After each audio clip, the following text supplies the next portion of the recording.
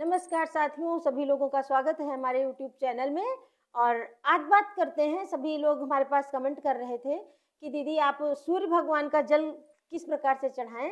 आप किताबें पढ़ती हैं, हमको भी बताइए।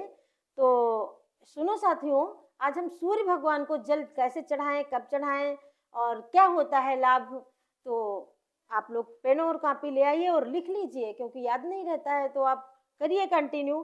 सूर्य भगवान को जल कैसे चढ़ाएं, एकदम सरल तरीका आज हम बताने जा रहे हैं आप लोगों को, और सुनिएगा और लिखिएगा।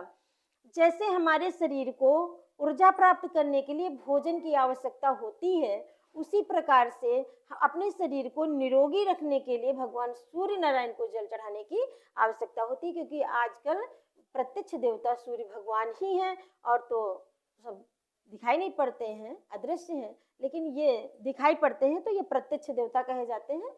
तो इनका जल चढ़ाने से हम बिल्कुल, हमारा शरीर जो है, जो हमारे शरीर में चर्म रोग हो जाते हैं, दाने, फुंसी, फोड़ा और बहुत सारे रोग ऐसे होते हैं जो हमारे शरीर में हो जाते हैं, तो ये जल चढ़ाने से तत्काल नष्ट हो जाते हैं। अगर किसी को ठीक से नौकरी नहीं मिल पा रही, सरकारी नौकरी नहीं मिल पा रही है, तो जल सही तरीके से जल चढ़ाने से सरकारी नौकरी मिल जाती है। अगर आप पढ़े लिखे हैं, उसके लायक हैं, अब ये कहो कि हम पढ़े लिखे ही नहीं है तब भी हमको सरकारी नौकरी मिल जाए, तो नहीं। अगर आप उस लायक हैं तो तत्काल मिल जाती है और जो है आप नौकरी के काबिल हो जाते हैं।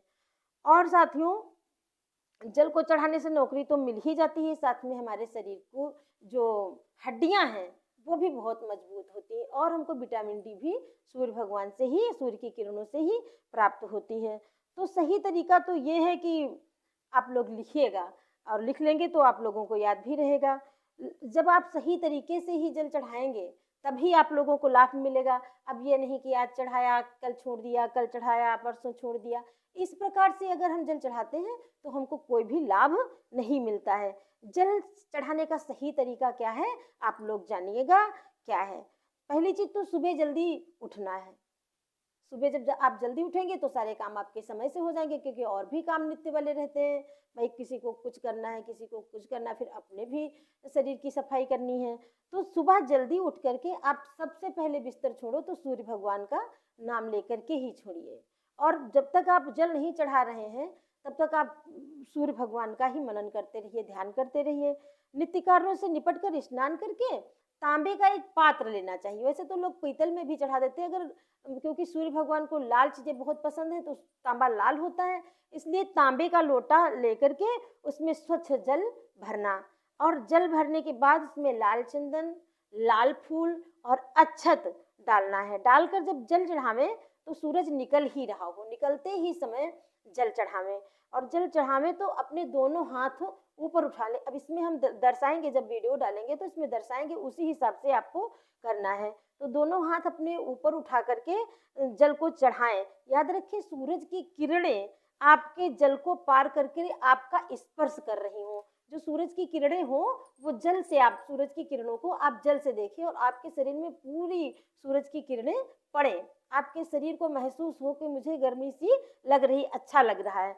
और साथियों ध्यान रखिए, जो आप जल चढ़ाएं तो वो उस जल की बूंदें आपके पैरों पे ना पड़े, क्योंकि आप छत पे जाके चढ़ाते हैं। अगर किसी तरफ है खाली जगह तो उधर गिरा सकते हैं, जल चढ़ा सकते हैं। अगर नहीं है तो आप क्या करेंगे, तो आप एक काम करिए, उसमें एक बहुत सा बड़ा बर्तन ले जाइए, कोई बाल्टी वगैरह, तसला वगैरह, डब हो वो रख लीजिए। आप उसमें जल चढ़ाइए। जल चढ़ाने के बाद उसको आप आराम से कहीं भी अच्छी जगह पे छोड़ सकते हैं। अगर कोई गमला हो तो गमले में भी चढ़ा सकते हैं, अगर कोई गमला रखा हो तो गमले में। लेकिन तुलसी में रोज आप नहीं चढ़ा सकते हैं, क्योंकि तुलसी किसी ना किसी दिन वर्जित होती है, जैसे रविवार के दिन, एकादशी के दिन, ऐसे कई भी तिथियां आती हैं जिस दिन तुलसी छीना, स्पर्श करना मना होता है।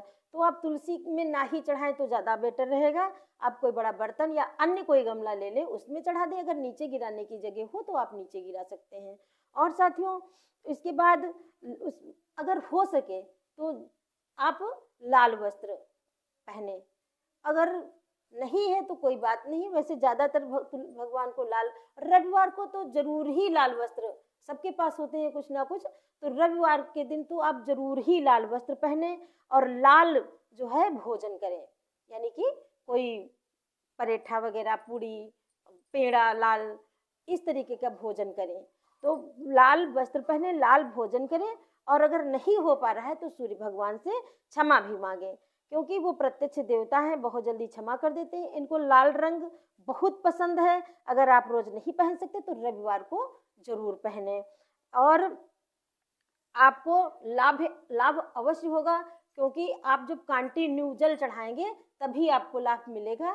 फिर मत कहिएगा कि दीदी ने बताया मुझे लाभ नहीं हो रहा है। अगर आप रोजाना तुलसी को उसको जल चढ़ा रहे हैं सूर्य भगवान को, तो आपको लाभ जरूर मिलेगा।